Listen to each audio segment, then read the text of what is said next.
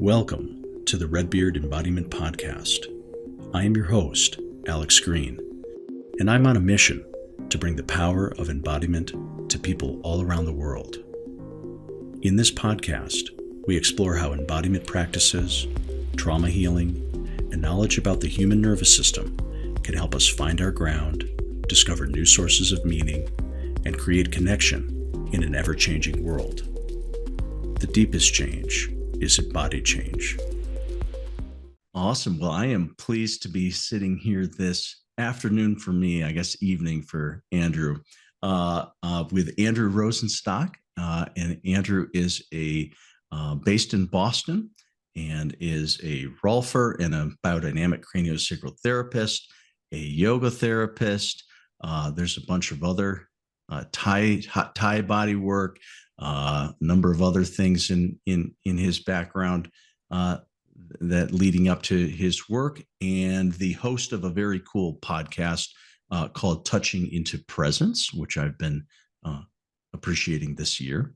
And I'm Alex, and I'm here in Boulder, and Boulder's a place Andrew, from your Rolfing training. Yeah, even just hearing you're in Boulder, it's like, I almost wish I was there. I purposely am using a mug from New Mexico, partly for the talk, just because I love that area where you are.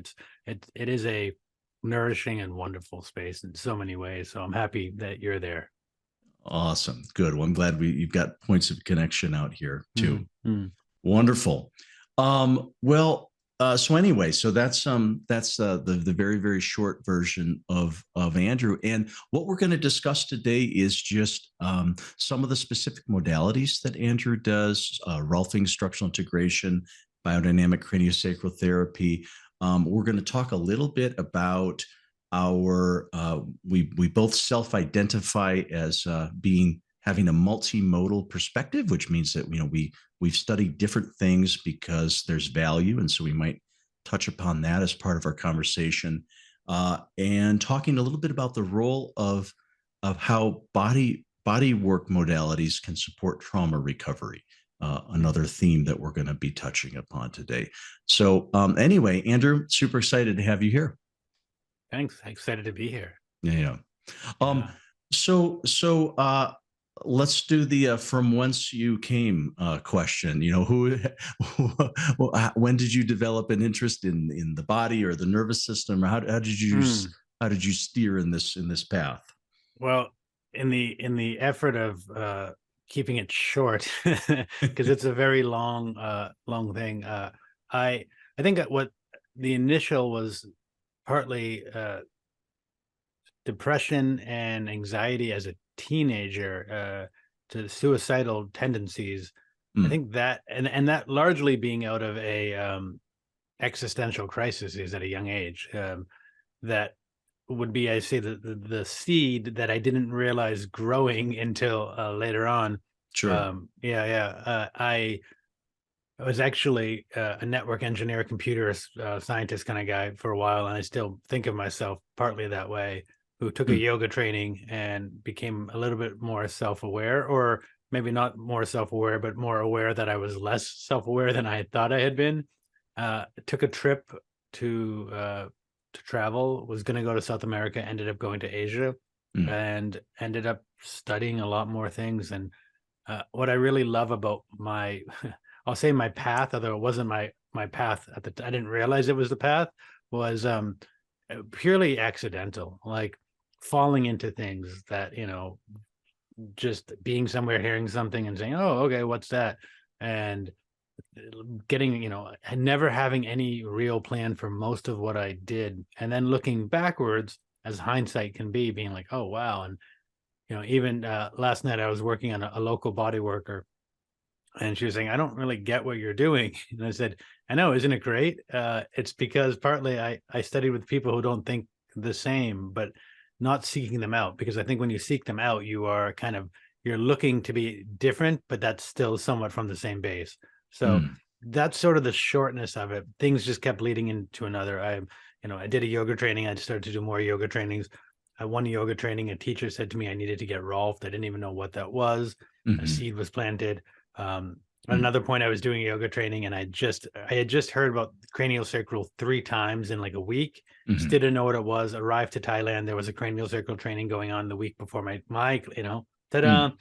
Just a lot of things like that. And and as you know, because you're multi-modality, you're studying something, people say other stuff, you start to hear other stuff, you read something, you hear a podcast, and you're like, oh, more things open up. So that's the short of it. But one thing I want to share, and I don't know what's interesting in Rolfing, I don't know if this is in other practices of yours, but a lot of Rolfers have no massage background. They actually, they were doing something, they had physical issues, they got Rolfed, and they said, I want to do this.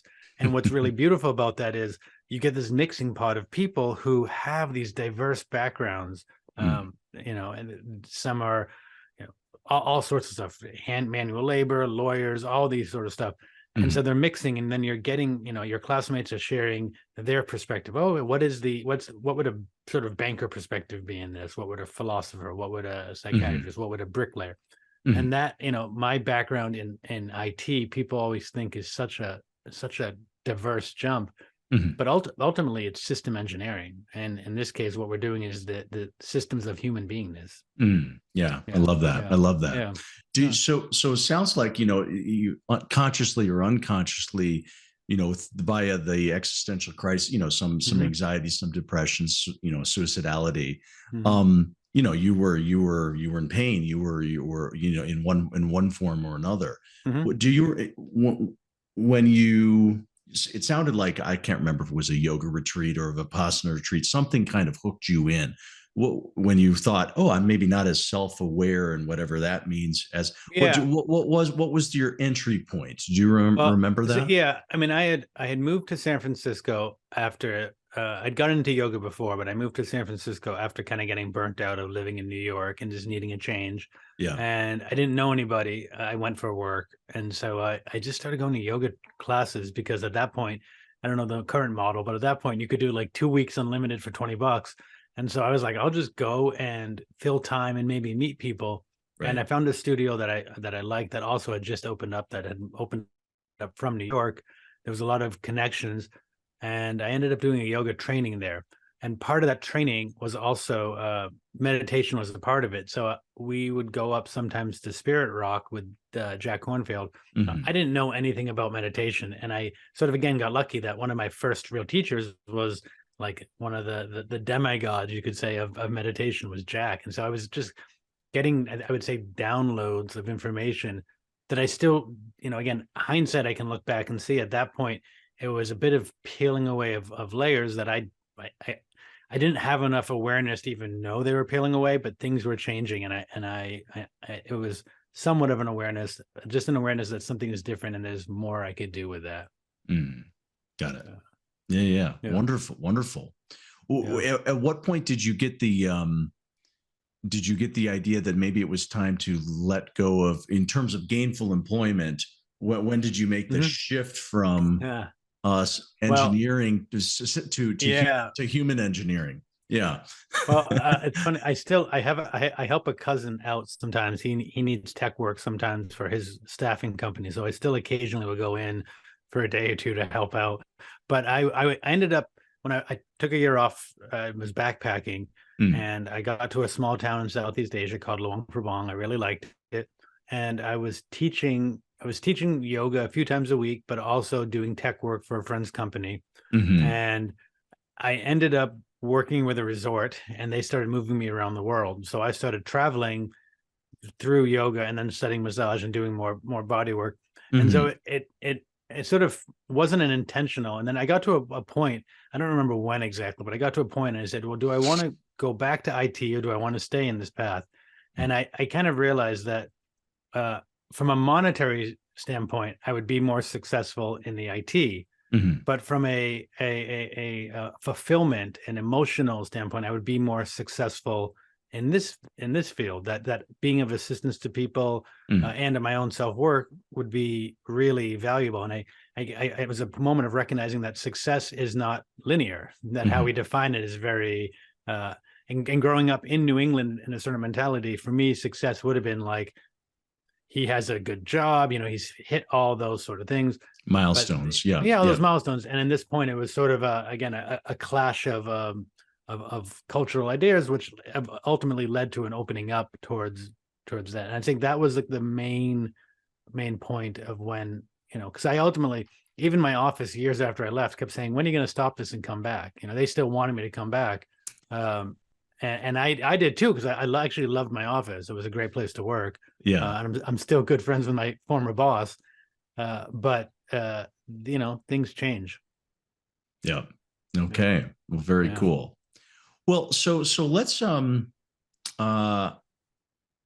So let's drill down on a couple specifics. So first is just, let's dive into Rolfing instructional integration for a minute.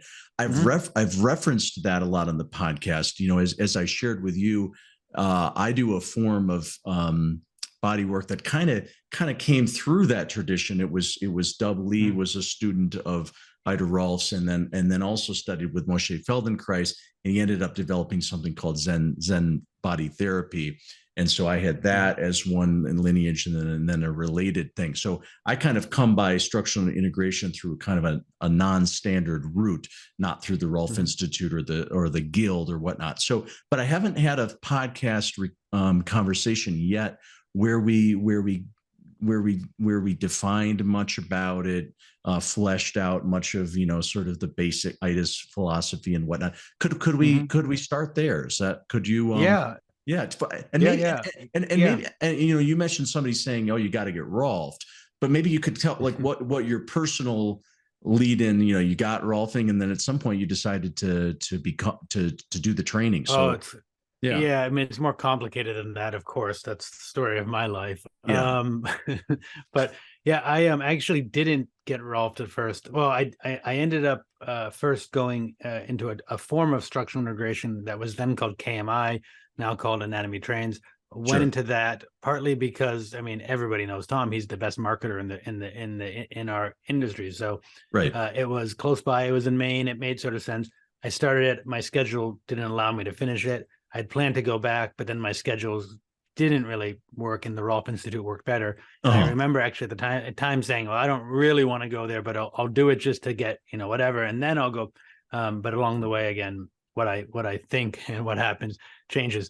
One thing I do want to share, which I think is obvious, but just if it isn't, which is that whatever I'm about to share about Rolfing and SI are my perspectives. And so I may say some stuff that some people are like, I don't agree with that. And, even within the Rolfing community, we are always in disagreement. So this is, my totally valid. Well, you told, when we did our prep conversation, I noted down that you said, I'm heavily opinionated, but don't necessarily believe I'm correct. And totally, I like that. So yeah, I'm very much open to change because I actually do this a lot with my clients of getting them to recognize that and this will probably come in later with trauma, that what we take to be is simply an idea, and it's changing all the time. And so, what I'll share is basically what I take to be today. And who knows, even tomorrow I might call back and say, Alex, what I said was, blah, but hopefully it changes a little slower than that. So yeah, I'd love to talk, about SI. And even when you were saying about you studied, under this other lineage, it's so, I think the thing about Rolfing that's very difficult to understand that I'm slowly getting is there are people who've been Rolfing for 20 years who don't do Rolfing and who don't get Rolfing. And there are people who studied a sister school or, and have been doing it for a year, but they get it. And one of the things Ida would talk about was being on your line. Moshe had a similar line. I think they were kind of slightly similar, but different. The way that I understand the line is really about how embodied in presence are you? And that is not conceptual. So if you're following what you've been trained by and you're sticking to, dotting your I's and crossing your T's, there's a lot of great value in that. But the whole point was sort of to give a framework to start to feel it, to take it on, and then to somewhat not get off the framework, but, it was called the recipe. The whole point of a recipe is you learn a recipe so that you don't need the recipe, right? Right. And you That's right. start to learn how to adapt and say, all right, well, normally this would be the case, Yeah. And I always put it to, because I used to live in the Himalayas. I would always sort of say that way of, if you're cooking croissants in the Himalayas, which the place I did do, you can't use the same recipe. It's not going to work, right? Yeah. So you got to figure out what. Yeah. And that's the real point is you use this recipe as a learning tool. But if you're still doing it, there's nothing bad about it. There's value. It's like it gives value. It's a good statistical reference. It's going to work, 95%, whatever that's. But for me, the whole point was actually not to be in the conceptual world, but to be in the swimming embodied fluid world, which it can point to. And it's tricky because you're a Zen guy. Zen is all about the paradox thing. You say one thing, but it really has another meaning that you don't get until you get. And I'd say Rolfing is very much like that too. Hope that wasn't too abstract. No, it resonates a lot actually, because I'll use my wife as an example. My wife Vanessa, she trained. She's local to Boulder, and she trained at the Rolf Institute and had wonderful training there. And she did her primary training, and then she was local and she loved it, and she knew everybody, and her family goes way back with everybody. So she assisted for several cycles. So she ended up going through the primary, what I don't forget what whatever the phase is when you through the 10 series, which is the what the recipe, quote unquote recipe. And what she shares is that if by having gone through 3 rounds with 3 teachers, 3 cohorts, learning the recipe, she said from the outside, if you were watching, you would think these people are learning 3 different modalities. It's so beautiful, yeah. Because one, the flavor of one instructor was more mechanical structural. The flavor of another instructor was more fluids or neurological. And and she said she got a lot of value, and that really helped her have the sense that Rolfing, it's not as rigid. That of course there's some structure to it. There's some key ideas. There's a key flow that happens in the 10 series, but the how of it is the spirit of it is more alive than the step 1, 2, 3, 4, 5. Yeah. It's really hearing. I mean, I was already feeling into what you were sort of saying about what her experience was and how rich it is, and also the real benefit I hear from what you're saying from her is her openness to the differences, because not everyone is. And I was at a training. I was doing a Rolf movement training, and there was a teaching assistant. And he was just saying, I don't like any of that soft stuff. It has to, he was so closed-minded to this other stuff. And I just thought, well, you're never going to learn if you're closed-minded like that, And I was that way too. And I mean, I still am closed-minded in many ways, but I mean, I was like, it has to be tissue. But once that other door opens, there's really no going back, and nor would you want to go back. And you can start to see all these, like all these different ways of pointing, which is more of a Zen way again, of pointing to that, that thing over there. And I always love that saying of, don't confuse the finger pointing to the moon as the moon. And that's it. So that's a great experience for her. I'm really, really happy for her. Well, it's funny. So there's a woman who I met recently, and I'm actually hoping eventually I'll get her on the podcast, because she's old school Rolfer. She goes way back. I'm not going to name her because I haven't gotten permission. Back in ITIS day, and she was in the same cohort with Peter Levine, the guy who developed she's old. Somatic experiencing, et cetera, et cetera. Anyway, but she made a comment which to me really captured something about Rolfing, which is that she said I'm in terms of my core identity, like Rolfing is so my base. She said, and she happens to be from France, so she said, when I think of myself, I'm a woman, I'm French, and I'm a Rolfer. Which was her way, and she no longer practices. Like, she hasn't practiced as a Rolfer in many years. But the key was that there's some identity piece that well, I think it's yes, and I'd say it's the same for me. What Rolfing is pointing to is the same thing of what I understand yoga to be pointing to, and what we'll get to later, what I understand biodynamic work to be pointing to. It's the same whether it's spirit, whether it's presence, it's the same existential something phenomena. And so once there is a connection with that, it's the same as Zen. Like once you connect with that, it's pre-verbal. So we're using this word Rolfer, we're using this word yogi, right?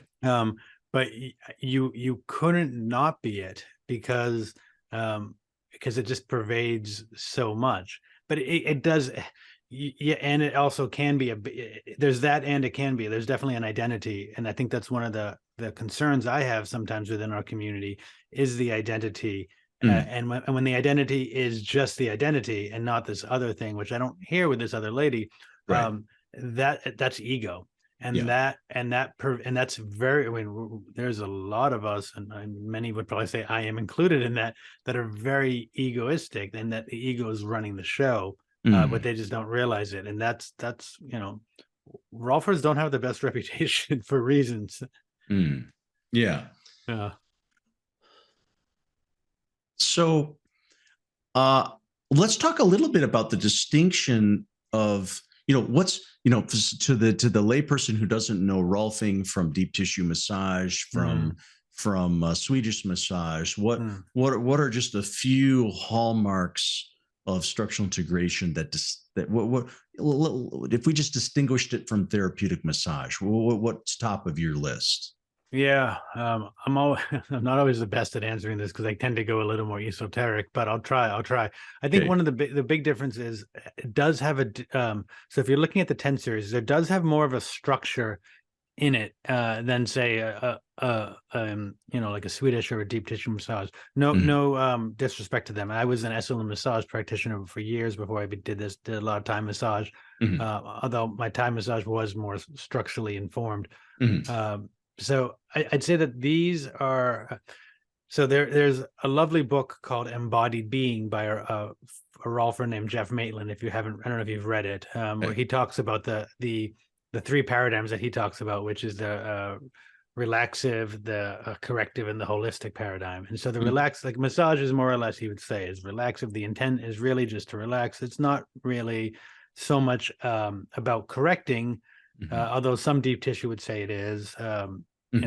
And then you have other models, maybe like a chiropractic, which are more about physiotherapy. Come in, there's an issue, we're going to do this work mechanically, right? And you could have a relaxive approach that does also hit the other, but generally the intent is really that. But then you have this other, what he would say, Rolfing, and then osteopathy may fall into that. Other forms would fall into it that are really looking at more of a body mind, and a whole, quote unquote. Yeah. And so Rolfing does have that. When you start to understand the 10 series, there's a lot of beautiful things about it. So when you're working on session 1, you're not just working on session 1, you're working on other sessions to coming. You're kind of tinkering with something, knowing it's going to come back in, playing, holding it aside, saying, okay, we want to watch that. That's going to be coming, back down later on. So there are these different, many different things you're working with at one time, even if it just seems like to the person, oh, you're touching here. So it's and it doesn't also have to, like, we have I wish I still had it. There was a cartoon, maybe the New Yorker, I don't know. And it was like a picture of someone saying, I just got Rolfed. And it was like a pile of skin at the top of the head and the rest was his bones, and there was this, it used to be known that it had to be like really deep, really strong. Sure. But I actually, and this we'll get into a little bit later when we go into biodynamics. Yeah. I have some people who I don't touch. And there's a debate in the Rolfing community. Is that Rolfing? And the people who are more Rolf movement informed or more biodynamic informed will sort of say, we have goals we're trying to get to, and if however you get them, you get them. But some people will say, no, it has to be touched for it to be, and I get both. But that's a long. You realize all of my answers are long, but and kind of go on. And hey, that's great. That's why you're on the show. We want these nuanced explanations. Yeah. So I think that's one of the biggest differences is also you're working. I'm hesitant to say stuff because I really don't want to offend or deep tissue people or and I could hear it would come off that way, because I'd say that they would say, oh, we're working with the whole body too, but I think that we're all, my problem with the word holistic is I think it's a kind of paradoxical word as well, because what holistic really means is as whole as I understand it to be. Yeah. And so therefore anything I don't understand wouldn't fit my model of holistic, but would also then show, well, is it really holistic? But yeah, fair point. Yeah. Let's just do maybe you could help with just a brief, like if we look at the 10 series, which is sort of the hallmark of Rolfing, or the recipe, maybe in very, very broad strokes, could you just sort of to the lay listener, like there's what's the flow of the 10 series? I mean, I think one of the most simplest ways I could say, and you probably know this from your wife, is you can look at, there's numerous ways of looking at the 10 series. One way I really enjoy is you look at it as a meta of not just 10, but sort of 3 structures. So the traditional model would say the first 3 are what are sometimes called the superficial or the sleeve sessions, where we're kind of working. The model would say you're working the more of the external muscles, and then slowly starting to get more into maybe deeper layer muscles. It's not exactly that, but it's a metaphor for it that's good enough. And then 4 through, some would say 6, some would say 7 is, traditionally 4 through 7, you are getting into what's sometimes called the core sessions.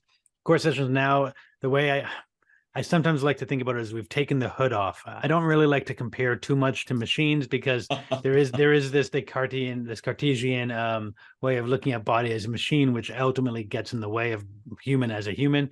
Right. But more or less for this picture was, okay, we've taken the hood off. Now we can get in and kind of tweak a little bit more of what's underneath. We can get into some of the deeper, because the outer armor is also taken off a bit. Yeah. And then the last 3 would be really what are called the integration sessions.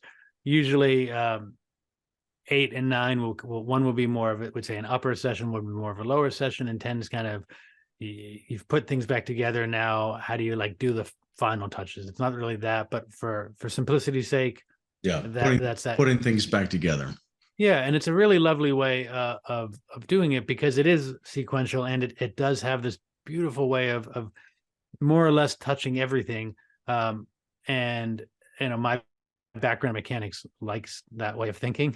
So it's really great. And then again, once you kind of grasp it, you can ultimately start to look at people and be like, well, where in this methodology would you fit?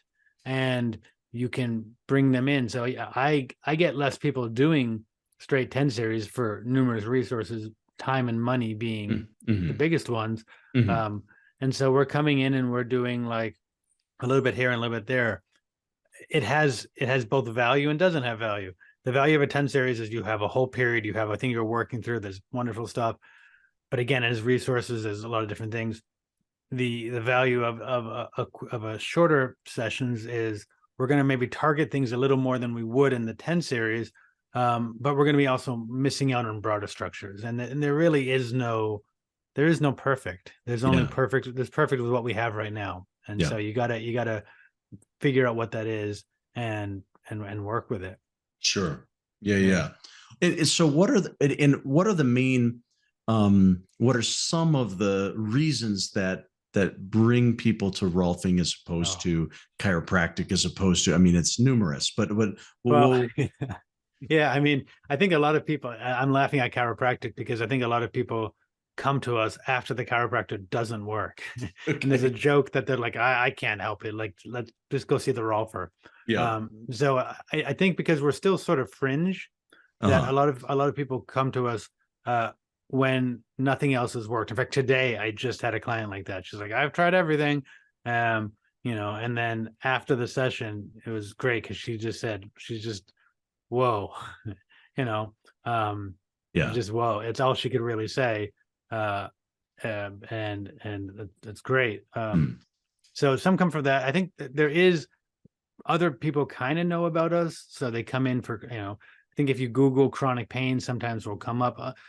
I would say 95% of my clients are referrals. So people come in because someone found me and they said, "Wow, this actually works." So that can be a part of it.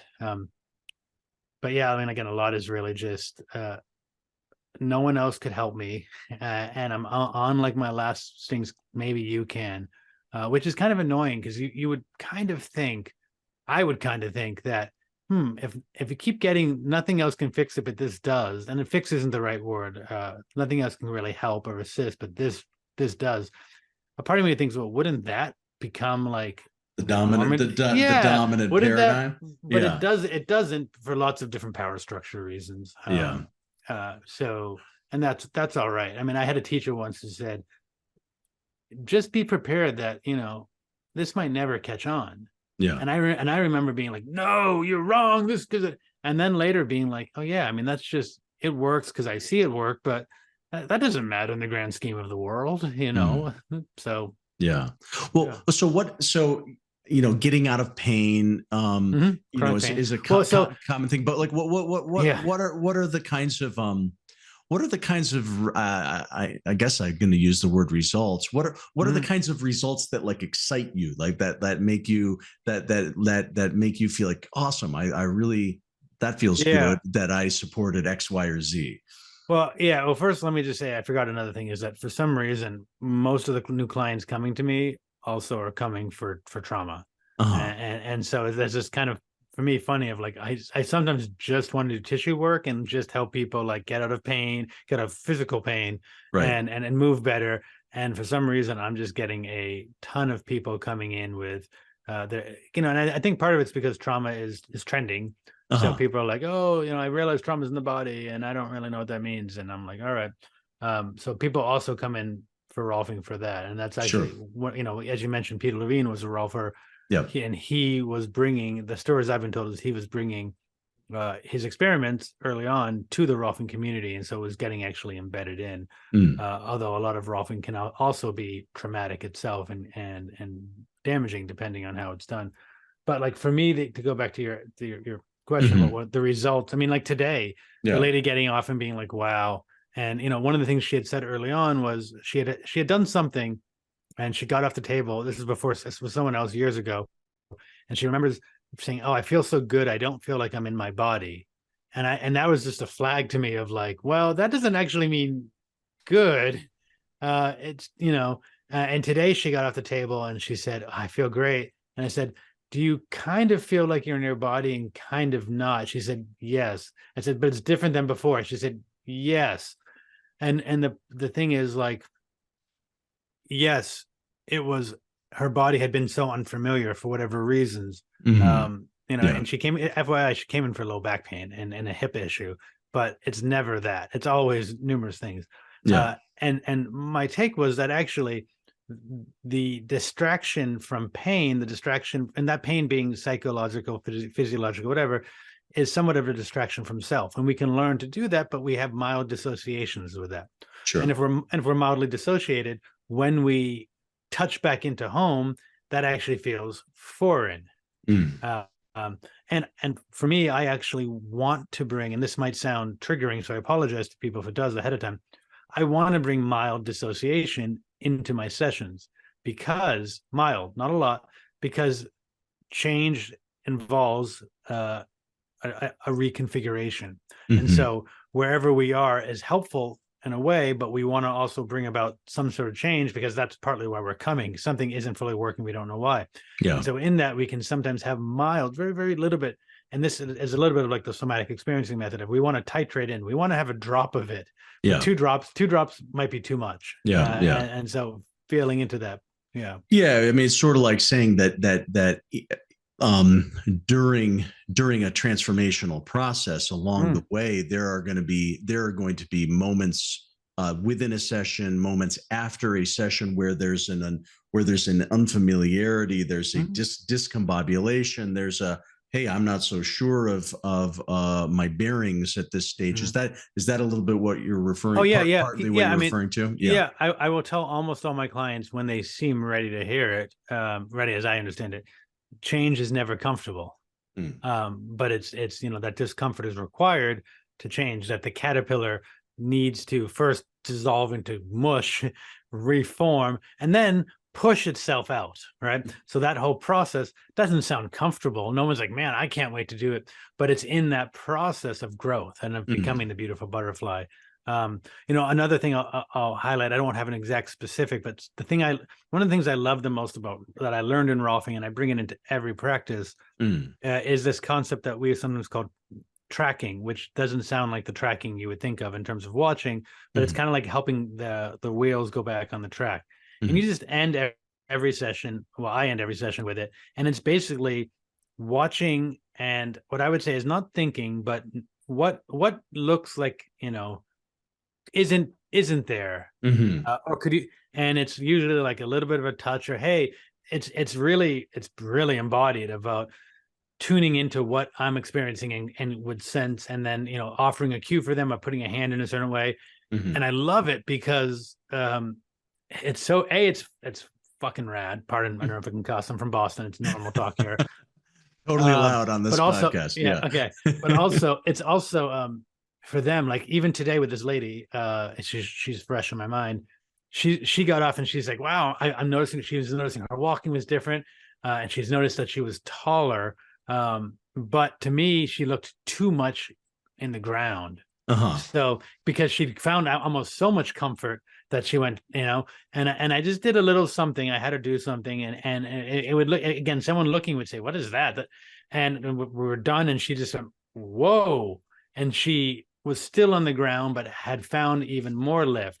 It was finding her space within her body and her place in space around her.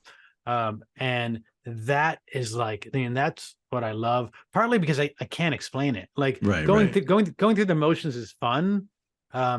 But it's like, all right, I would do this. It's these other creative. Totally. Yeah. So, well, yeah. The analogy that comes to my mind is like, to me, we're getting into the, the artistry of it, and the subjectiveness. I mean, there's certain things that you do, and I have my own versions of that very difficult to explain or even to prove why that was valuable. But I think a little, the analogy I might use is like pottery, where sure, you can sort of make a bowl, but there's a level of at which where what are the kinds of nuance that can go into shaping. And then the other thing that comes into my mind is a Feldenkraisian concept of self-image. That's a phrase we use a lot in Feldenkrais, is like, what's in their image, what's not in their image. And it's sort of like saying, well, the ground's in their image, but their lift is not in their image, or their front surface is in their image, and and it's a way of saying that, it's a way of indicating what we believe, the impression we have of what what the person is, what they are embodying, and what they may not be. And so part of the way I hear you describing this tracking is if you sense that there's something that perhaps isn't as included in their awareness, is there a way to somehow bring that online? Yeah, totally. And I really love how you said a word there that's really, really important, which is, you're saying this is what we believe, which is not to say this is what is. And I may get in trouble. I'm not fully sure about this. I'm going to try saying it out here, which is to say, for me, that tracking is actually not even about belief, that it's really there's just this, but it may be, I don't know, it might be a bit semantical. So I'll leave it there, but there is something of this response, of this nervous system response of, and so it's even like like my background a bit, I got into phenomenology in the last few years, and really bringing these aspects in, and looking at how we respond to the world phenomenologically. I would say that there's like, I think of it almost as steps of layers of like, there's the world, and then there's our interacting with the world, and then there's our conscious saying, this is, that, and back and forth. And that tracking is a bit prior to pre-verbal, but that's impossible. Pre-verbal, but that's impossible to prove, because once we start to go into any of that stuff, we need we need verbology, we need conceptions, we need all that sort of stuff. But you were mentioning that before about, wow, this isn't really like my data couldn't show this. I couldn't have and that's difficult in some way for me. I will joke about growing up. I grew up in New England, and I grew up in a Jewish household. So we're very linear people, more so. And I'm sure I'm going to piss off some people, say that's not true. But for a stereotype, culturally speaking, there's a way that is that. And so there's a part of me that's like, hey, I needed to fit these parameters. And there's another part of me that has lived in California and has also lived in Asia and these other cultures where structure changes, right? The structure of everything of how we put reality together changes. And then it's sort of like, well, what is the structure? What does that matter? And dancing between those of like, yes, the science is wonderful. And I'm currently going more into neuroscience because I see that as a very important bridge between all these modalities. But also the neuroscience is only showing what we understand based on how we observe it, as opposed to what. And so now, we can get a bit into that in multi-modalities later, but putting that there. Yeah. All right. Well said. Okay. Well, so let's pivot into biodynamic craniosacral therapy, if that's okay, because it's it's a different tradition, but it's not uncommon to in my world, in my view, that somebody that Rolfing and craniosacral therapy might exist within the same practitioner. But share a little bit about that. What's different about it? What shines through in that tradition? Yeah. So brief overview for those who don't know between biodynamic and biomechanic, because there's two major schools, we could say, of craniosacral therapy, one biodynamic and one biomechanic. I actually studied biomechanics at first through Upledger. This is what most people know. And again, please know anything I say is my perspectives, not for you, Alex, more for the listeners, because it, a lot of people identify so much with their school and they say, oh, but that's not true. And they feel attacked. My understanding is biomechanic, and having gone through education, both biomechanic is more mechanical. You're really looking at the structure of the being, how the bones are moving. Even you're looking at craniosacral fluid, but it's largely about these physical structures. Later, they brought in some stuff that Upledger called somato-emotional release. For me, it's all still very dogmatic, and it's like even the release stuff fits a structure. Whereas biodynamic to me is much more fluid. Some people will say it's the spiritual one. I don't love that terminology, but that's also because I see that spirituality has become a commodity. And so when people say that, I don't even know what that means. And I would also say, what isn't spirit? We're in this conversation, this natural world, spirit pervades. But some people will say that, or maybe it's the more like a holistic, approach. Biodynamics is really looking at more at these tidal movements that, and they started from the same place. They came out of osteopathy, out of Sutherland. Women are still before, but out of Sutherland. Biodynamics, they took bridges. Upledger first started teaching. There was a controversy because he would teach to non-osteopaths, and originally only osteopaths could teach this. And then later on as well, other people started teaching biodynamics. What I find is a fair amount. I find biomechanical people converting later to biodynamics. I don't find the opposite. I'm sure there are some, but I find that biomechanics hits a limit where you kind of say, hey, what is it? But biodynamics has less of that limit because it's fluid and it's less, I would say it's less dogmatic. That being said, I do know people who teach it in very dogmatic ways. The whole thing, there's that whole thing of, that just pervades all of our, as you know, all of that because they're going purely, again, conceptually, as opposed to feeling into it. So biodynamic, I would say one of the main differences, much more about fluid flows, these things that are called tides in the body, which make no sense until you feel them. And then you're like, well, again, I can't. So let's linger there. Because I liked that word, the tidal movements. Let's linger there. Tell us a little bit about these tidal flows and and what they feel like, what they are like? Yeah. Well, I'm here. Let me preface it by saying I studied them, I learned them, I thought I understood them until I actually swam in them.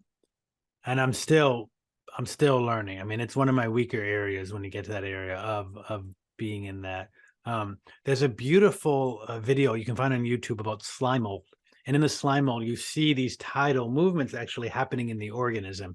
And so there's some belief that what we're feeling in is this part of biodynamics, I should say, the tide kind of starts within conception, although some people would say preconception. There is a force that happens right when sperm meets egg, and then all of a sudden, well, not all of a sudden, but there becomes a cell emerges, and that cell emerges into two, and there's this fluid flow of two becoming four, of that whole process, the embryological unfolding. And unfolding is a flow, right, of going in, and then when you watch it in and then coming out. And so there's a part of some of the fluids are related to that, or the tides, as it's related to that. I'm really not the best person to talk about them, because I would say it is my weakest area. But I will say, when everything I read about them and studied about them made no difference until I was in a training, and the way I would say is, it felt as if, in like the white sea foam of a tide, of an actual water tide. It was almost feeling that coming in. There was a movement, a beautiful thing. It overtook me. I was with a client, and then it almost as if the foam was bringing itself out or being dragged out. And there had this rhythm to it. The tides that have generally a time to them. So there are different tides related to different forces in the body that have been mapped by osteopaths.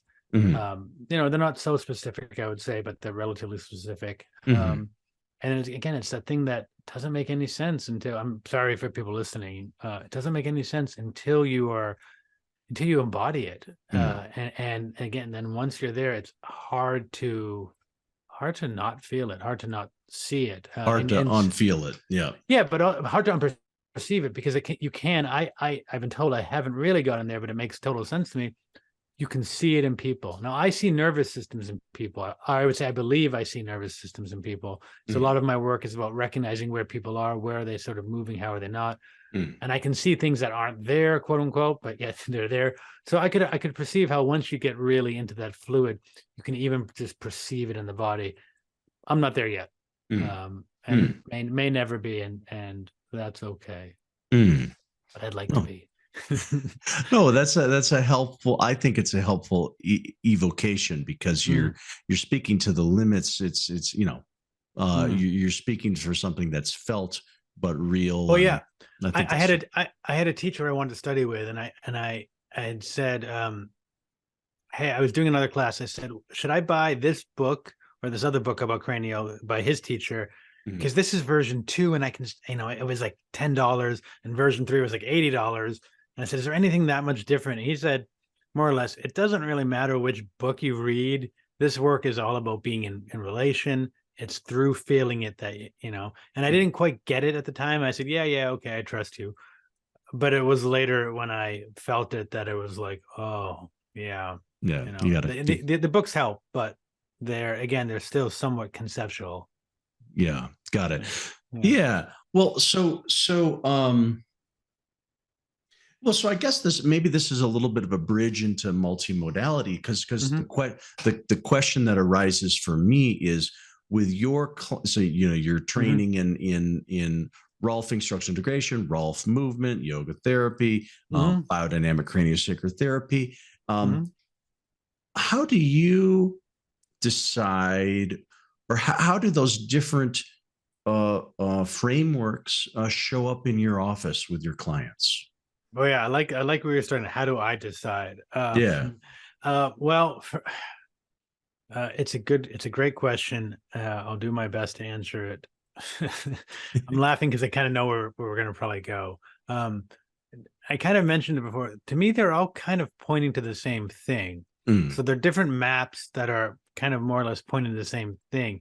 And if you take that meta perspective of where we're going, you can mix and match in a way, but they're not really mixing and matching because they're all in this sort of relation. Because I think if you mix and match maps, you, like I like to say, if you take a map of Asia and you overlay it on Africa, it'll work for a while, but you're not going to end up where you think you are. And in fact, you might say this road will take us, then you fall off a cliff. So mixing modalities can be problematic. I think the thing is, how I look at it is that these are, again, there's a meta that we're looking to. These are pointing to the same thing. Yeah. And it's really all about, kind of also really about, how a human being, a nervous system, physical body, whatever, is going through the world. And what is their mental projections, and how is that showing up in their body and in their life.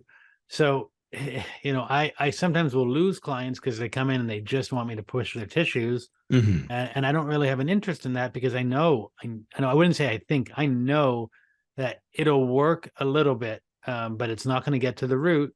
And I don't want to give people band-aids. I want to show them how they can heal, and that band-aid will help, but it's going to keep the wound has never been sealed. Sorry to get a little graphic in that sort of way, but so there, people come in, and what I try to say is, first I always kind of say, well, what are you here for? And I might say, listen, if I get that what you're looking for, and I don't do it the way you think it's going to be, is that okay?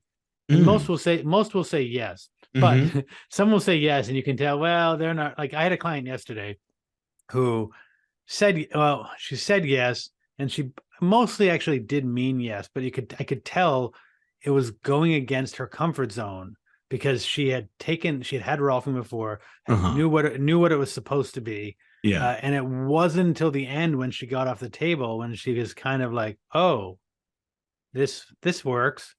And that's hard. And my thing is, I don't want to lose people, and I don't want to say I know better, because it's not that. And I can recognize how it sounds that way. It's not. It's just really recognizing this isn't going to necessarily be the best fit, because what you want doesn't make sense to me at this point. And I'm open to try again, but some people won't come back, and that used to upset me. But then I realized, we're on different paths, and that's all good. Yeah. Well, I'm reflecting for myself for a moment. Like one choice point that I sometimes make, or sometimes what I do is I sort of one way of being multimodal, at least in my work, is that it might be like, it's sort of like, well, what's my main frame today? Well, maybe my frame is nervous system regulation, primarily through an SE modality. Now, maybe some IFS parts work pops in there in that situation, but I have sort of a main frame, or primarily we're going to do neurogenic tremoring through TRE mainly, but or if it's body work, okay, I'm entering this thing. This is primarily a structural session today, or so I sometimes I'm under for a second to say that I hear you, and that makes total sense. And I'm gonna do my best to kind of say why. I sometimes will say I'm not a contrarian. I just look like one, because I'm always like, yeah, but maybe a little bit that. Maybe that is that, to say that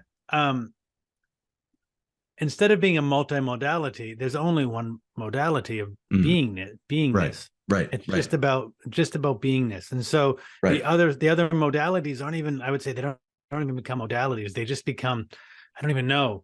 And so it's less, I'm when I'm working with them, I'm not, and I don't know if you were saying this, apologies if I'm presuming that. I'm not saying, oh, well, today we need a little bit of physical Rolfing. Today we need, I do a lot of semantic work of recognizing how are we saying, what is it actually, what are we taking, how is our body responding, and educating people into different places of linguistic embodiment. Sure. Yeah.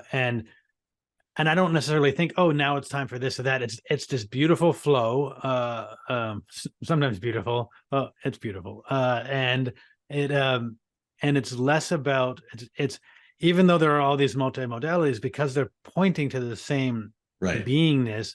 It isn't a multimodality. And I apologize to anyone listening if that sounds so pretentious or anything. I could get how it could sound that way, but it's what I would say is again, what I would say is similar to the finger pointing to the moon. This other version I heard, which I think Alan Watts said, is when you point to a dog and you say go over there, they come to your finger. Mm-hmm. So it might sound like I'm saying something at my finger, but I'm saying something else. And it's, I tell a lot of my clients, it might take 3 or 4 sessions before you even kind of get what I'm saying. You're going to think you get it now. And it's without fail, session 4, session 5, people will come in and say, I knew what you were saying and I completely did not. And now I get it. Mm. And then session 8, they might come back in and be like, oh, because we're so primed to do what we understand and to respond to that. And so we hear stuff that'll hit what we think we understand. And it's not exactly that. An embodiment is pre that, but I can go on a tangent. Totally. No, I really resonate. No, I mean, it really matches how I've held things, which is in the sense of, I'm a person who, like you, who's sort of, okay, I had this core training. Now there's another angle I want to explore. And sometimes in the treading those waters, and, sometimes my earlier teachers they'll be skeptical, like, oh, well, or dismissive of some other modality. And I have a real nose now for teachers, schools of thought where I have a real nose for when there's a view that somehow their slice, the way they've organized the slice of human beingness and put it into a system that somehow it has priority. I have a real nose for when that is coming from a place of lack of awareness, arrogance, things like that. Because my own view is that, all these numerous modalities, Rolfing, Reiki, indigenous these things would not, acupuncture, these things would not persist if they were not meaningfully calibrated to at least some part of, you said, how big is the whole, or how whole is the whole? Well, so they wouldn't proliferate if they were not meaningfully intersecting with the human being. Well, I agree with you, and I don't, because I believe that and this would be a little bit more like Foucaultian philosophy, and even a bit of like the Frankfurt School looking at power struggles, which is a little more philosophy based. But I would say that to some extent, human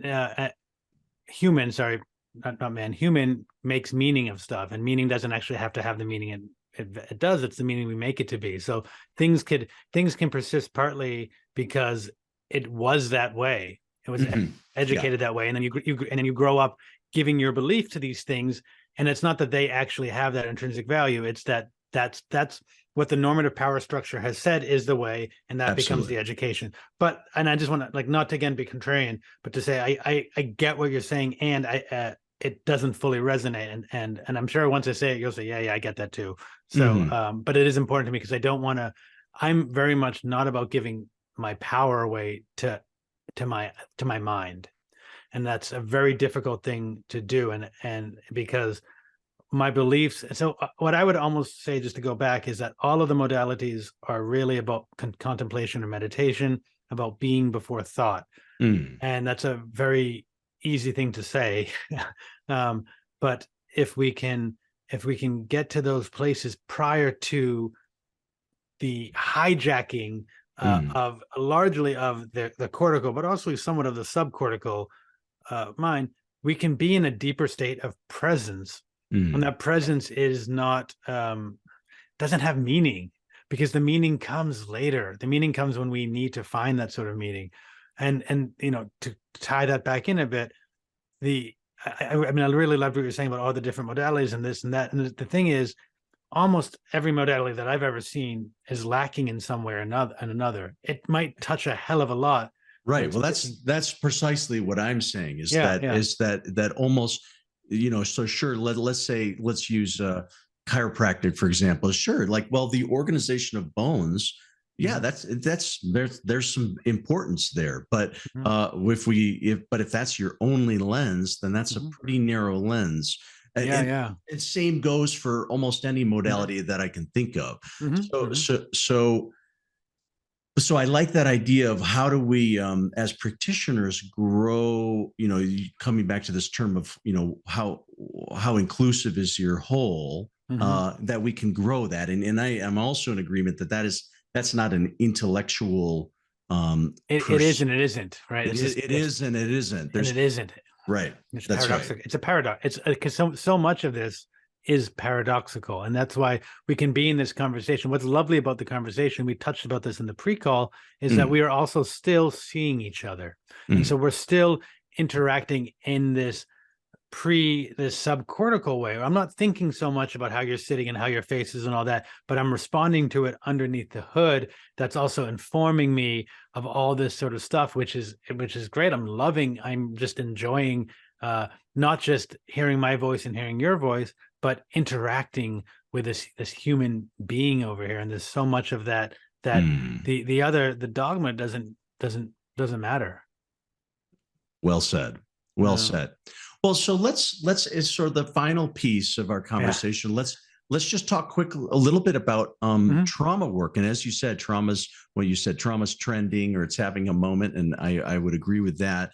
And a lot of your folks showing up for are coming in with that as one of their, I think you said, they say, well, I've heard that trauma's in the body, or I need to work with the body. So let's, what are your thoughts around where does touch, or not necessarily touch, but these frameworks serve for trauma recovery, where certainly where traditional talk therapy doesn't, or even like talk-based approaches like somatic experiencing, where do you see your work really supporting trauma? Yeah, I mean, one thing I'll start with is saying I'm like, interestingly, this didn't happen before. I'm getting more and more professional mental health workers, psychologists, not really psychiatrists as much yet, but we'll see, and other licensed mental health people coming to see me because they've basically realized their model hasn't helped. It's again, what I was saying before, there's some limitation in their model, and they want to get past that, which is also really hard because I have to basically say, well, in some way, forget your entire model, which is impossible. And so there's so much of that conflict. But again, that conflict is healthy because it's breaking the barriers down that were limiting them from going beyond. So I'm going to change the word touch into sense. Okay. So touch is a sense, right? Yeah. So I can also say, oh, Alex, what you just said, that really touched me. It touched me, but you didn't touch me, but I was touched, right? And so looking at, for me, it's starting to deconflate the specific touch with more of the sensual being. In my understanding of phenomenology, senses happen before it is the senses that are interacting with the world, and the mind is interacting with the senses. We hear something, we see something, or something touches us, we taste. These are all senses that don't have value until the mind says, I'm familiar with this, and I give it value. So it is in that sensual world where so much can happen. Touch can be physical touch can be incredibly supportive, and incredibly the opposite, limiting, or when I have some people who come in and I'm reading their nervous system as way too overjacked, amygdala, overjacked, stuck in states of freeze, sympathetic arousal or freeze. Yeah. And well, I don't want to go and touch them necessarily because their body is saying, like, get out, run or fight. And so input it's really about knowing when to meet them. When does it quote unquote feel? When am I sensing through numerous cues that now there's a diffusion, now we can get in? And I'm trying to think of like an example of that. For me, a lot of it comes from trust, and that trust can take time. I'll sometimes have people come in for strict Rolfing, and we'll have like 2 sessions of me sitting in the corner, just almost guiding them in through guided imagery, more or less guided imagery, a little bit different somatic ways, maybe some somatic movement, but really just having them start to find their comfort, their safety on the table. Now, the conceptual mind will say, what are you talking about? I'm safe. I'm great. Everything's fine. Right. In that tone, usually. and there's this thing underneath it that's basically like, and what I'm also doing is patting them in. And so a lot of it was, it's a lot of, what do you notice now? And later, what do you notice? And then comparing. So when they start to see, like even the lady today who was wonderful, but very much in the physical, and kept wherever I was touching, she was on me, couldn't like, and at the end, it was like, she was like, wow, I'm so much more in the table. And I'm saying, well, yeah, but why do you think that is? And she said, oh, well, I'm relaxed. And I say, well, why weren't you relaxed in the first place? And what I'm trying to also, so much of it is education, even if it's not touch, it's touching their brain circuits of saying, the reason you weren't on the table is something in your body said, hey, I'm not safe enough to be here. I have to know, do I got to run? But the conscious mind says, hey, I like this guy, right? You know, and it's working in between that. That's where, and I think we may have talked about this before. I accidentally fell into trauma, working with trauma. I was working largely in the Middle East, and I was just getting people, I was just getting war, sexual abuse, family stuff, alcoholism, all this sort of stuff. And I was like, well, what is the similarity between this? Because I'm working in these ways. I didn't actually have as much training at that time, but I was getting results. And what I figured out somehow, I think partly through, I mean, I was reading Peter Levine's work and all this stuff, and I think he may have talked about it in a similar way. What I kind of recognized was trauma was very limiting because it was a loaded word and it has a connotation. Oh, you know, they're a trauma survivor. We automatically have a heaviness in us. Oh, and I viewed it almost like a weight, that there was no way to even, get out. I talked about this with you before. There's linguistically, there's no negation of a non-trauma. So it's just this thing that you don't say, oh, there's a non-trauma, that person has. So it wasn't really helpful. So I tried to figure out, okay, so what's going on? And I recognized that people had lived through these experiences, and then one way or another, they hadn't fully processed or digested it. I like the term digestion, of just sort of bringing that metaphor in of like eating something, and and is that hamburger from 20 years still stuck in our colon? So I started to reframe trauma as an unprocessed lived experience, which then gives the opportunity that I can process it. Right. It's just something I've gone through that I haven't fully gone through. Yeah. And so it didn't matter what the connotation was. And so then when I work with people, a lot of it is looking at, okay, so why are they stuck in that way? Well, they just haven't fully digested this. Sometimes it's in the mind, sometimes it's in the body, sometimes maybe it's somewhere else. I don't know. But it shows up in various states. And my job is not to say why it is or even how it got there per se, but just to really hold space and basically say, hey, if you want to leave, you can. If you want to hang out, you can. It's really up to you. But really, a lot of it is about providing space. But here's a fun thing about space. I may have shared this with you before. I was working in Dubai, had two clients. One was in a bombing. One was was sexually abused numerous times. And the room that we normally use wasn't available. We went up to this other room, much bigger. One of them loved the room. One of them hated the room. One, the room allowed so much more space for her to feel safe. The other, the room was way too big and there was no safety. So space is so interesting in how we take it up and how we relate to it. And that's all nervous system. It's really looking at all of that. And so that also comes into, what am I doing? Well, a lot of it is first creating a space of safety.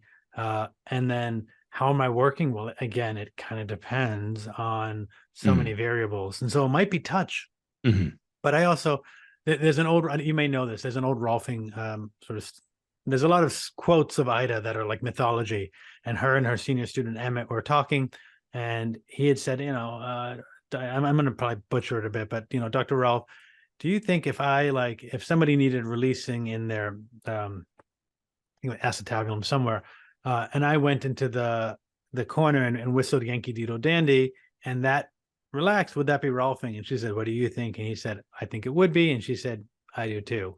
And so that sense of, well, you're provoking change somehow. And so therefore, you're interacting with that client, however you can, however best is for them. So does that answer your question? It does. It does. It's a wonderful answer. I love that. Let's finish with how people can work with you, because I know you do office work there in Boston, but you do more than that. You work with folks online from, I assume, around the world. Could you just share a little bit about that? What? Yeah. I mean, I'll say that a lot of people. So this is one of the blessings of COVID was I went from saying I could never work online, this has to be in person, to being forced to working online, to being like, wow, this can work online. I also had done more studies since then and kind of learned more things. But presence is presence, and yes, having hands-on tissue can be helpful. But like, I can look at you and I might say, Alex, you look great. If you sat back a little bit more and change it, and I'm not going to have you, and we're all in our. So there's things that we can perceive and we can relate, and then we can do different exercises or whatnot. And so I have clients all over the world, and unfortunately, I'm not able to be in numerous places at one time. And so a lot of them resist at first, but once they get on, they say, wow, this works. So people can email me. It's a very, very difficult email. It's my name, Andrew at andrewrosenstock.com. For those who need a little easier, I have another email, rolfinginboston@gmail.com. Both are totally fine. And so you can email, we can get a call. I usually do hour sessions. They're great. People in Boston area are welcome to come.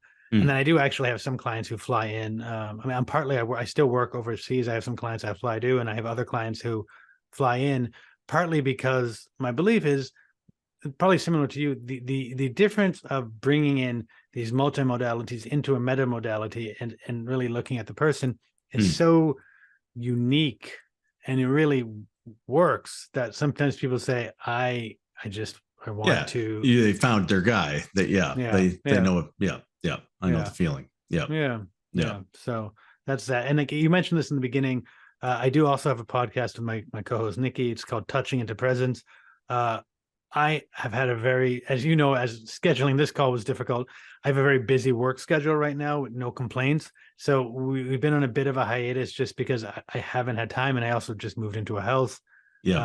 So we will have more calls. It's similar. It's similar like this, and that's one of the reasons I'm glad to be in conversation with you. Is I don't know if you get this. I'm going to share one of my favorite parts of having the podcast, and I'm going to guess you may get this. Is those emails or Instagram or whatever messages from people you have no idea about who say that talk changed my life, and that's the real like blessing and goal, is to be like, we can share these things that hopefully bring value to people that they might not have known about, that all of a sudden provides an opening, provides a breath they didn't even know. And that's just awesome. Totally. Yeah, exactly. Well, to me, there's two things. There's, I'm newer to this than you are. I think this is going to be episode 24 or something like that.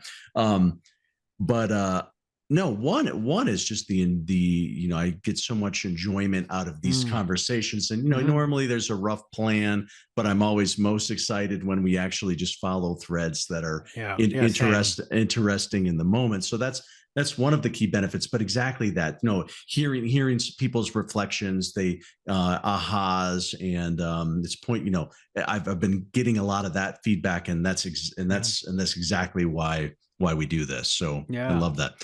Well, Andrew, thank you so much. This has really been a rich conversation. I'm loved having this time. Yeah. I love this time. I look forward to future talks together, whether here or just email or however, because it's nice. Very cool. All right. Thanks for listening to today's episode of the Red Beard Embodiment Podcast.